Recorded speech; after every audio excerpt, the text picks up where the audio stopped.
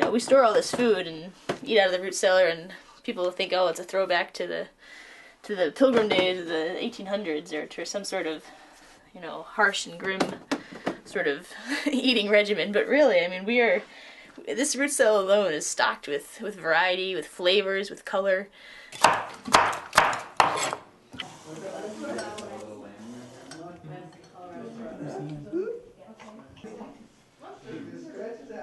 There you go, paying attention?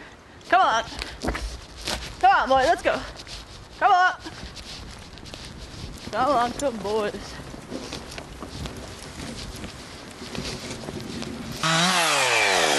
This represents more or less the evolution of the D-Acres concept of using animal power to convert the forest, you know, the native vegetation, into arable land. The mulch layer is really to protect the soil as much as possible. It's the living soil that you're looking at. Just looking at the composition of it and seeing the varied composition. It's not any one thing. There's sand in there, little bitty rocks, but lots of organic material. I can feel it in my hand, the smoothness of it. This is probably our largest growing space, and this coming season is going to be its 3rd year where we'll have food production up here. So we have a lot of basil. Different varieties. I think we can use this as well as a soil builder. 2058. And then, so now, looking at it, I mean, this was a forest here, you know, less than a decade ago. And there's still, you know, some stumps. But as you can see, the stumps are deteriorating rapidly at this point. You know, the mycelium is really having its way with it. And so what's going to happen here is this is going to be a nutrient pump for all the plants in the area. A healthy soil biology is built on not disturbing those profiles, but rather finding out ways to penetrate them and allow the nutrients to transfer within those profiles without necessarily turning it topsy-turvy. In general, something like spinach don't like to get above 50 degrees. You know, 70 to 80 degrees, it starts to bolt.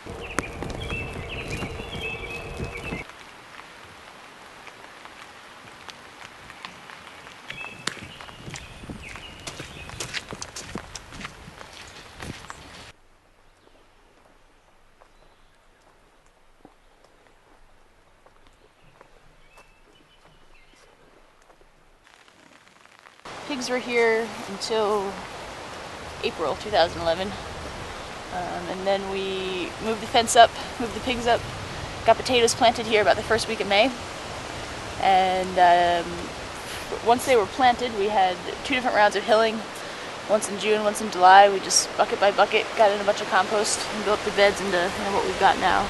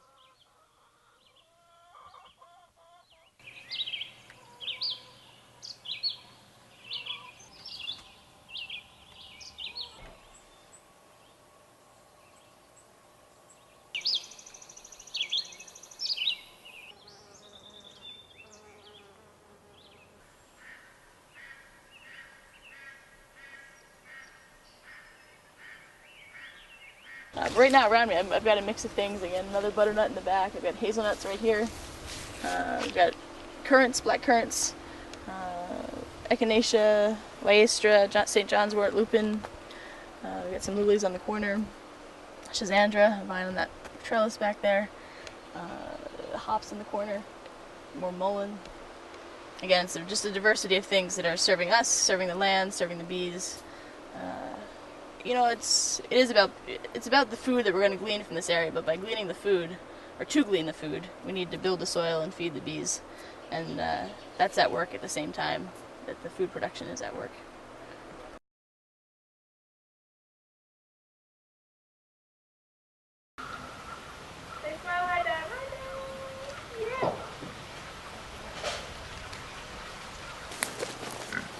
Now you guys have all kinds of mud, don't you?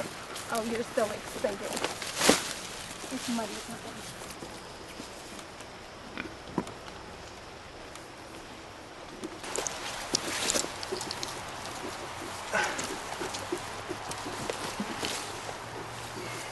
I checked their poop for worms.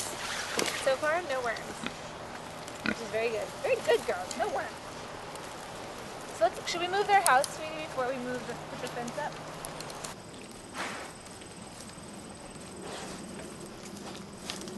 Oh, they already found the apples. Yay! Yay! That's what we wanted!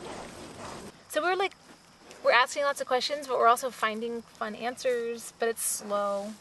And we're not acting on anything quickly.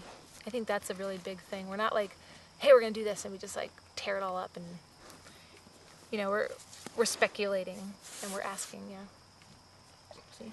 Like we have to see what's gonna come up in this field next year. You know, after we like try to do our tilling and like seeding and stuff, like what's it gonna look like? And then what's gonna be best to do for it next year based on what it looks like. Well, I do have a permaculture design. You know, I have this beautiful drawing and it's like very colorful and it takes into account, I have like all the, you know, A&A, like assessment and analysis stuff. But just for this area that you can see, like pasture area. And you know, we talked a lot and collaborated on this plan and like we created all this beautiful stuff, and a lot of it's already like down the tubes. Like, you know, you're like, hey, let's apply this, and it's like, oh my God, first of all, this is a ton of work, or, you know, do we really need, you know, this going on here? Or did you notice the like puddling in the spring over here because we hadn't been here in the spring? Or, you know, look where the snow builds up. Or because I was doing my design in like early April, and there was still like 2 feet of snow, 3 feet. I'm trying to like get slope and stuff, and I'm like, but there's snow everywhere. What have we done differently so far from the design? Well, we're not going to put like the garden patches in that section over there, over the septic and by the compost. We were going to do the asparagus bed over there with the milkweed, but we like the milkweed.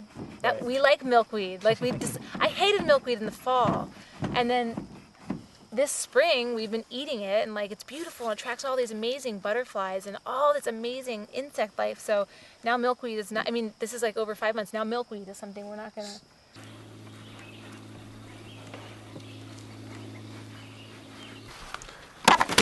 If you're gonna have to feel,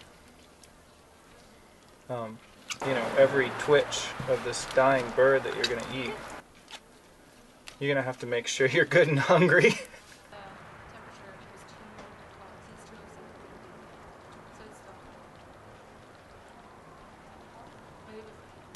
I'm really trying to figure out the easiest way to do stuff. Like what is like what envelope can I push? What like boundaries can I push? Like, can I wait until like November to do this? Can I start, you know, forcing my seed? Like, can I do all this stuff earlier than normal? Like, what boundaries can I push? Because and if I do that starting my first year instead of waiting till I like know a lot and then I can start forcing it. Like, I also have started to realize the resiliency of plants. And I think that's a really good thing to know too. Like, I used to baby plants and baby the animals, like, and they're all more resilient than I gave them credit for to start with. And so I'm feeling a little more confident because I've pushed those things to keep pushing and just to like allow failure to happen. And I don't know. I'm very experiential. I can read a book 7 times and still not get it, but if I do it once and it messes up, I will learn that lesson. Or if it's great, I'll learn that lesson too. So.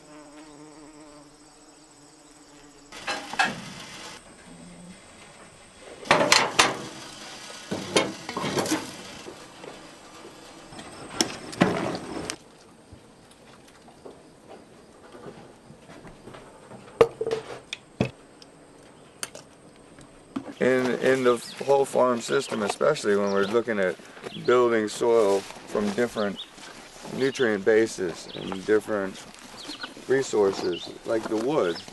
The wood is just would be difficult to decompose without an activator, a catalyst. And so actually the things that's in these bellies help decompose the wood without them having to eat the wood, so to speak. It's the bacteria that's in here that ends up coming out the back end, that then we use that bacteria to help break down the wood. I mean, this forest is what we need to be working with. How do you mean? Well, it's just a tremendous resource of biomass. I mean, to me, you look at all that solar collection that's happening. These trees are drawing from 30 to 50 feet down nutrients that otherwise are non-accessible to us humans. And so the trees bring it up to the surface, and then we use Jipper and the biology to break it down and make it into healthy soil for these surface plants that we're trying to cultivate. So we're using the trees to grow our food.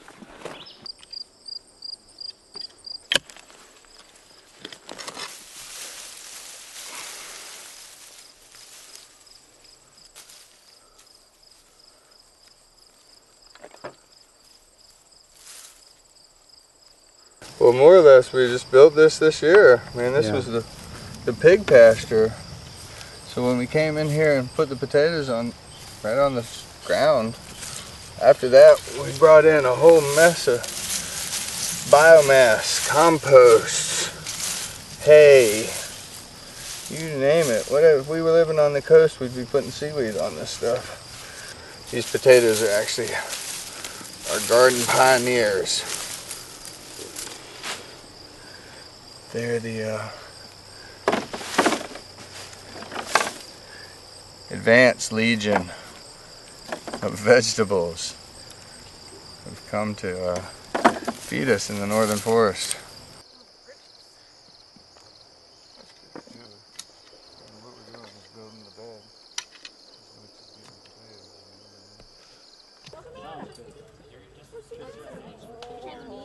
Very good. You know about the Central Did you want a picture? Like I love it. It's sort of like my next door neighbor who's considered I've been in there for a while. Yeah.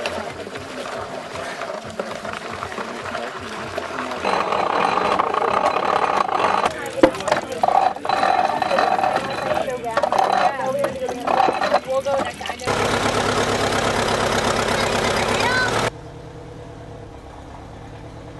Name the parts, name the cuts. I guess it's in the, Name the cuts. It's in there on the other side. Well, what I've learned to know is that we got some hams, we've got shoulders and shoulders, we've got loin here, we've got the jowls, which are like good for guanciale and stuff, which we're talking about, bacon, fat, leaf lard, and fat back. Leaf lard? Yeah, it's the lard here. So this is the bacon right here. Yeah, bacon. No, it's emotionally harder. I don't know. Yeah, I don't know if it's because I'm a mechanical guy, so actually like taking the structure apart, that's where the death occurs for me. I don't know, but I definitely have a harder time with it. But she doesn't, she doesn't mind that. Once it's dead, she doesn't mind cutting it up. Process. So the pigs are so much bigger, so much smarter, so much more complex. Not that chickens aren't pretty cool, but does it make a difference how big and smart the animal is in terms of how it hits you? Yeah, and friendly. These and folks, friendly. We have relationships with these pigs. Like I come out, I'm like, hey pigs, and they come over and like we have a little experience, and they could be a dog or, you know what I mean? Like they could be a pet. It's really obvious. They can be potty trained. So these guys, I mean, you walk near them and they run away. Like they're just these things that exist, and they're doing some work, and then we eat them, and they're wonderful, and I love them, and I can't kill them. These guys are like, there's names for them, and they're super cute. They're like pets, So there's definitely a relationship. And looking in their eyes, I swear to God, I don't just say that like, oh, they're like human eyes. It's like they're like human eyes. Like they look at you back. And their brains are about this big, so I don't know exactly what they're doing when they're looking at you back, but they're so cute. And I know they're smart, but they're so cute. Oh. But just Our plans have been curious, changing a lot, right? Like we've been talking more about like perennial food forests, like longevity, food in the future, versus annual, like buying things, raising them, selling them, buying things, planting them, selling them, processing them. They've changed a lot, but have they changed at all in response to a realization about the financial realities of farming as a business, or have they just changed because, you know, Well, the we hear work. about new stuff? I think the work, like we've decided that we don't want to like we really want to have a diversified farm, but we've also both have jobs, and having diversified for diversified farm means a lot more work. So I feel like what it means to me is creating perennial systems for both animal and plant, but that means like not buying a bunch of feeder pigs, trying to find out where to put them, like having to move them all the time, and you know what I mean? So like really looking at like how can we keep them in a more like ecologically sound and easy way. We're already starting to see some of the fruits of this labor. I mean, we already are getting blueberries and raspberries and peaches, and some of the nuts are, you know, they're slowly starting to develop, and we've already tasted those fruits. You know, we're here at a really great time to be able to sort of have a combination of both worlds as far as seeing into the future. And then too, it's just, yeah, I don't know. I mean, there's sort of several different things running through my mind as far as like, you know, we do the work because there is a sense of satisfaction in it towards the long term. There's also a sense of beauty in this kind of landscape to try to maintain. Yeah,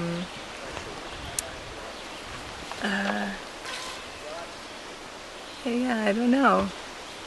I mean, if I didn't think more long term than just one season, I wouldn't feel like I'm being a steward of this earth. You know, that I'm thinking about other people that are going to be coming besides just myself. And, you know, that's an even more deeper sort of inward feeling that, you know, that has to come from somewhere else.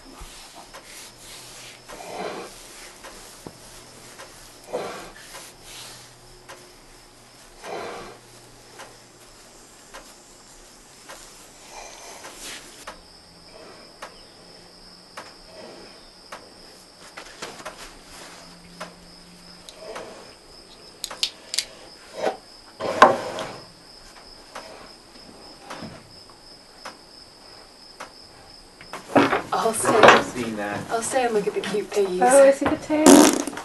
Oh, wow. Oh, wow, a white one.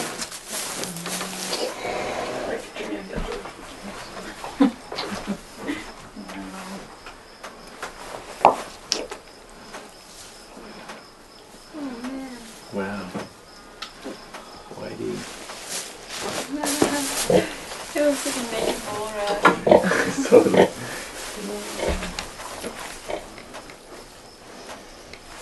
Welcome to the world. I feel like I'm watching like Black Beauty.